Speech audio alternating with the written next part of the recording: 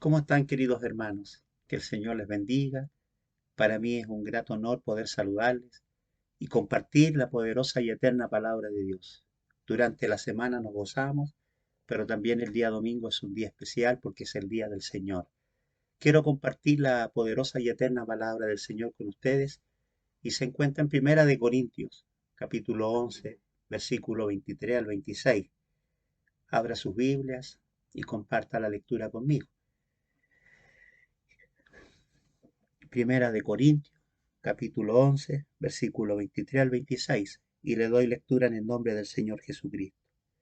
Porque yo recibí del Señor lo que también os he enseñado, que el Señor Jesús, la noche que fue entregado, tomó pan, y habiendo dado gracia, lo partió y dijo: Tomad, comed, este es mi cuerpo que por vosotros partido, hacer esto en memoria de mí. Asimismo tomó también la copa después de haber cenado, diciendo: Esta copa es el nuevo pacto en mi sangre. Hacer esto todas las veces que lo bebiereis en memoria de mí. Así pues, todas las veces que comiereis este pan y bebiereis esta copa, la muerte del Señor anunciáis hasta que Él venga. Le voy a invitar que podamos orar al Señor para pedir su dirección, para que me ayude y a la vez también el Señor le pueda dar entendimiento a usted. Inclinamos nuestro rostro. Padre bueno celestial, me encomiendo en tus manos, pido que me uses para tu gloria, pido que bendigas a cada oyente en el día de hoy, a través de tu palabra podamos ser exhortados, podamos ser bendecidos. Señor, llénanos de tu gracia, dirígenos, Señor, y una vez más, habla Jehová porque tu siervo oye. Pedimos tu bendición, tu gracia, en el nombre de Jesucristo nuestro Salvador. Amén. Bien, estamos a través de esta palabra examinando el contexto histórico de la Cena del Señor. Y este domingo 30 de mayo nosotros estaremos celebrando nuestra Santa Cena. Esta cena que se celebró en el aposento alto, Jesús con sus discípulos. La Santa Cena es conocida como el evento que tuvo lugar aquella noche en la que fue apresado el Señor Jesús. En esa noche se sentó con sus discípulos y compartieron el pan y el vino. Este sacramento Jesús lo encomendó a la iglesia que lo celebrara hasta que Él venga.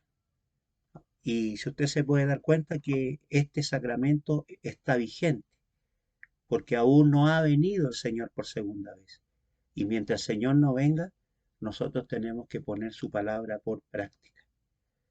Pero hay muchas preguntas que los cristianos tienen, como por ejemplo, ¿cuál es el significado?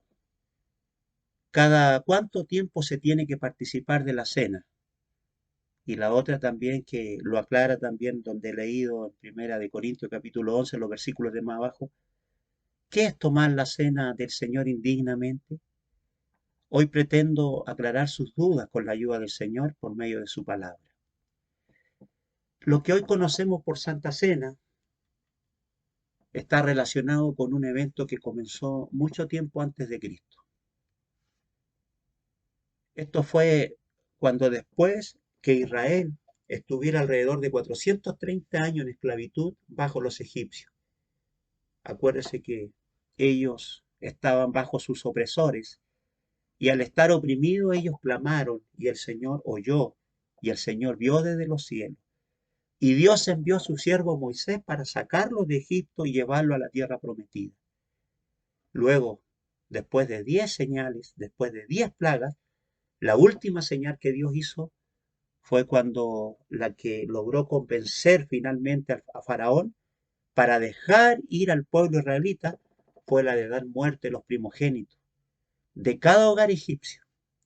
Sin embargo, en esa noche importante, la muerte también tocaría a los hogares de los israelitas, al menos que ellos siguieran una orden de Dios. ¿Cuál era esta orden? Consistía en matar un cordero y asarlo y comer hierbas amargas y panes sin levadura. Y con la sangre del cordero untar los postes, o sea, los dinteles de las casas judías. Cuando la muerte pasara y viera la sangre del cordero en la entrada de los hogares israelitas, esta no haría daño en tal hogar. Esta fue la primera vez que se celebró la Pascua, una fiesta donde se come cordero asado, donde se come pan sin levadura y hierbas amargas. Obviamente que esta celebración también apuntaba a Cristo. ¿Por qué? Porque Él es el Cordero que murió para salvar al hombre y darle libertad. Aquella noche la sangre cubrió los hogares para que la muerte no entrara. La muerte del Señor Jesús no fue un accidente, no fue el final trágico de un hombre bueno o un hombre noble, como algunos dicen. La muerte de Cristo en la cruz no fue el final de una historia, sino el comienzo de una nueva salvación. Su muerte no fue ni siquiera el final de su vida, ya que fue su meta, la meta de su vida. Cuando Jesús murió en la cruz, esto no fue el triunfo de Satanás, sino que fue el triunfo de Dios. Cuando Cristo murió, en 3 días resucitó y obtuvo la victoria sobre el pecado, sobre Satanás, sobre la muerte y el infierno. Y en su muerte derrotó a sus enemigos, proveyendo la salvación para todo su pueblo. En realidad, toda su vida en esta tierra fue una anticipación de su muerte en la cruz. Podemos recordar lo que dice Marcos capítulo 10, versículo 45, porque el Hijo del Hombre no vino para ser servido, sino para servir y para dar su vida en rescate por mucho. Retomando a lo anterior de lo que estaban haciendo Jesús con sus discípulos, en una celebración como esta, en la cena, fue la que Jesús tomó pan y vino y junto con sus discípulos celebró la Pascua y lo que hoy conocemos como la Cena del Señor. La Biblia nos habla que en esa noche, unas horas antes de ser entregado y muerto, comía Jesús con sus discípulos y tomó pan y lo bendijo y lo partió y les dio diciendo, tomad, este es mi cuerpo y, y este pan simboliza el cuerpo de Jesús que iba a ser partido en dolor y sacrificio por amor a nosotros. Es curioso que el pan exista porque el grano que lo compone es molido previamente. Cuando Jesús les da pan y les dice, este es mi cuerpo, dentro de ese gesto y palabras está el sentido que reveló Isaías acerca del Mesías que sería molido por nuestros pecados. Así como el grano se muele para hacer el pan, Isaías dijo, el herido fue por nuestras rebeliones, molido por nuestros pecados, el castigo de nuestra paz fue sobre él y por su llaga fuimos nosotros curados. Jesús reveló que Él es el pan que descendió del cielo para dar vida al mundo. Luego Jesús tomó una copa con vino o jugo de uva y habiendo dado gracia les dio y ellos bebieron todos y les dijo, esta es mi sangre del nuevo pacto que es derramada por muchos.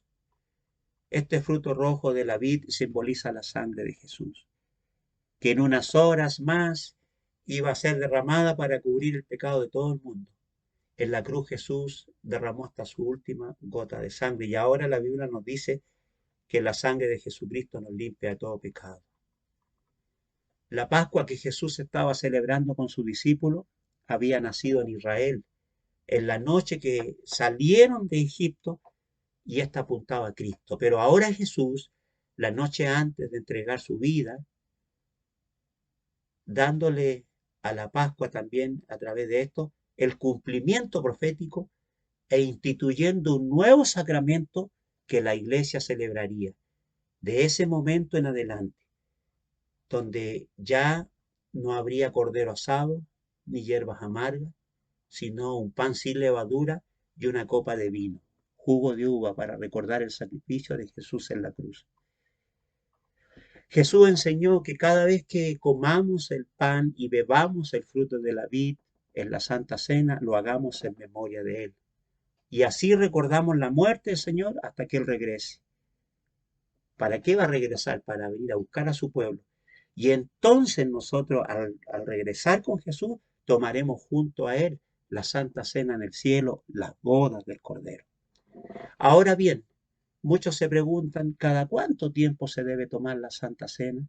Algunos dicen que se debe tomar toda la semana, otros dicen que todos los cultos, otros una vez al año estaría bien. La verdad es que en el libro de los Hechos nos muestra que la iglesia primitiva celebraba muy a menudo, pero en realidad no hay ninguna ordenanza bíblica de cada cuánto tiempo se debe celebrar, de manera que esto solamente depende de cada congregación. En su contexto solamente Jesús dijo que todas las veces que lo comiéramos este pan y bebiéramos esta copa. No dijo cuánto tiempo. Jesús, si hubiese dicho que tenía que ser todos los domingos, por ejemplo, nosotros estaríamos pecando en no hacerlo, porque no lo haríamos semanalmente, estaríamos faltos. Pero en ningún lugar dice esto. Por lo tanto, lo importante es que la iglesia lo celebre a menudo para recordar el sacrificio de Jesús en la cruz. La otra pregunta que muchos tienen es, ¿qué es tomar la cena del Señor indignamente? Pablo dijo que si alguno comiera este pan o bebiera esta copa del pacto indignamente, será culpado del cuerpo y la sangre del Señor Jesucristo, que también come juicio para sí.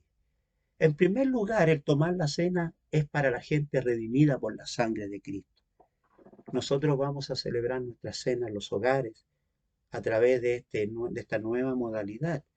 Primera vez que la vamos a hacer así, pero no significa porque usted esté en la casa, ese día usted va a decir, estoy con mi familia, voy a ser participante a mi hijo que está con su pareja, voy a ser participante a mi esposo.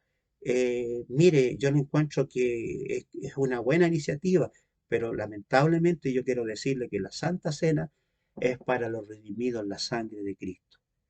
No es un tema de salvación, Dios ama a todo el mundo, Dios quiere salvar, pero cuando el Señor hablamos de la Santa Cena, estamos hablando comunión con Cristo, estamos hablando de un momento de intimidad con el Señor, donde nos unimos en el Señor, donde somos un cuerpo en el Señor, donde somos la iglesia del Señor.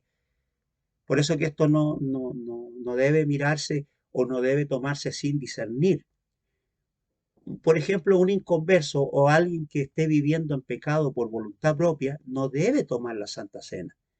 Hay una diferencia muy grande en un cristiano que peca y le falla al Señor y luego se arrepiente. Una persona que por voluntad propia se entrega al pecado y vive en él es diferente.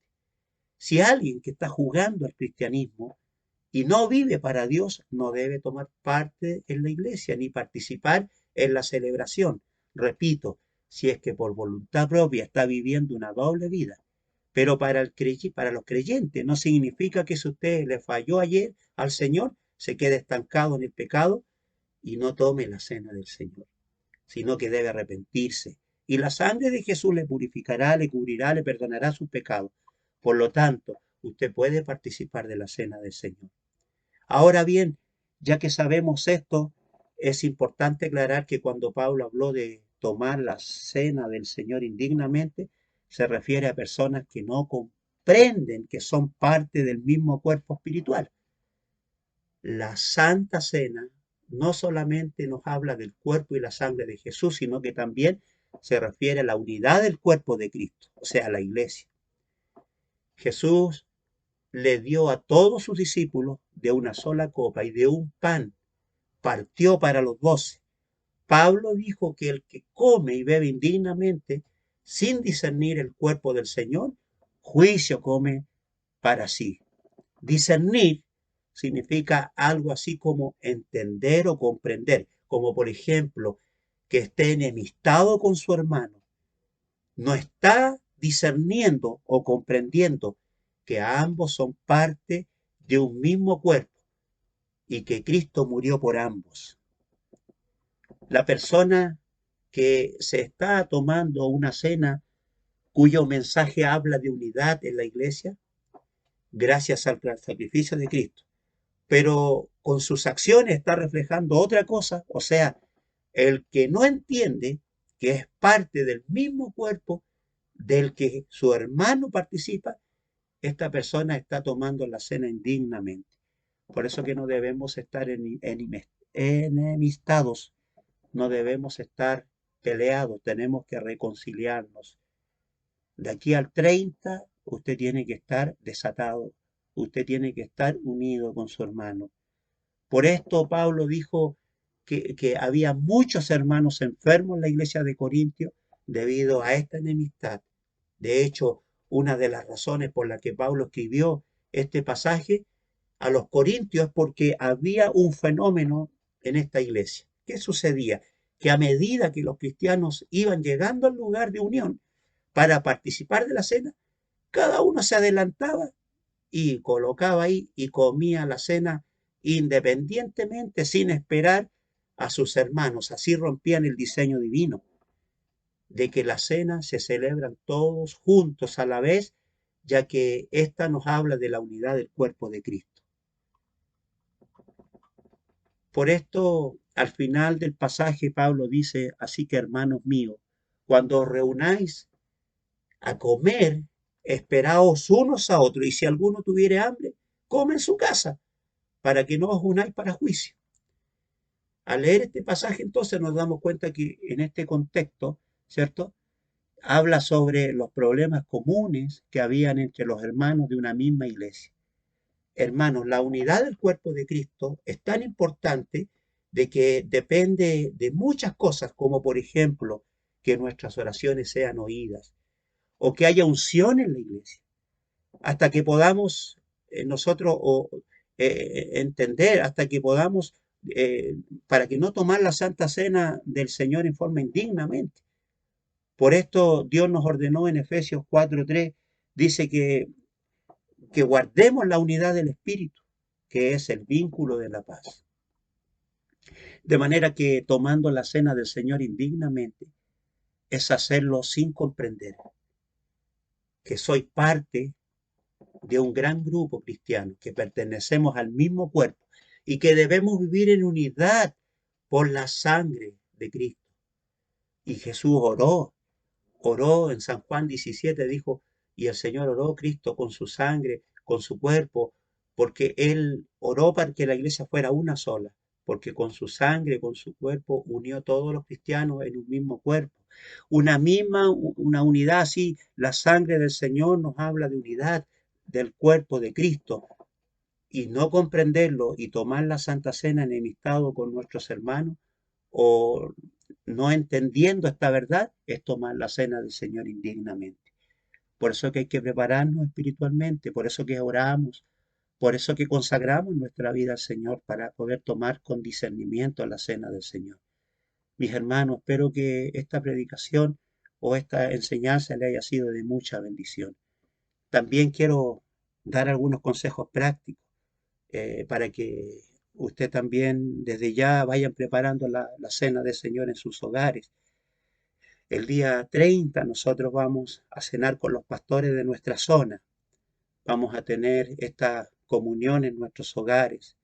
Lo ideal es que usted en su casita, usted tenga ahí un lugar preparado, un lugar bien iluminadito, un lugar bien ahí que usted pueda tener una mesita y usted mismo trate en este momento de, como es algo simbólico, no es literalmente el vino, sino que es simbólico, y nosotros vamos a orar para consagrarlo.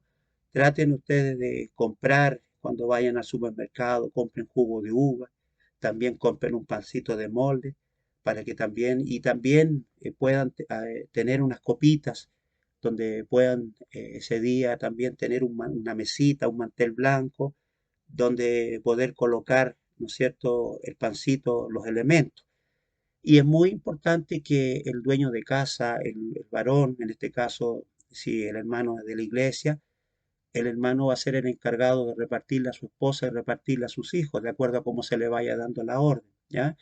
Ustedes van a ser los encargados de ministrar la cena a su familia.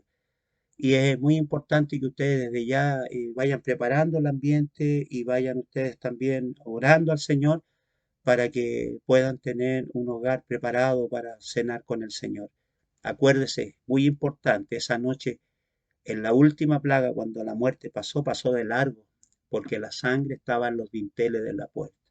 Así también esa noche nosotros vamos a consagrar estos elementos y también vamos a hacerle participante de la sangre del Señor para que usted pueda recibir la bendición integral. Cualquier consulta, cualquier cosita, usted ahí puede, por interno, puede estar llamando, preguntando. Que el Señor les bendiga, amada iglesia, que el Señor les guarde y hasta aquí dejo mi oportunidad. Que el Señor les bendiga.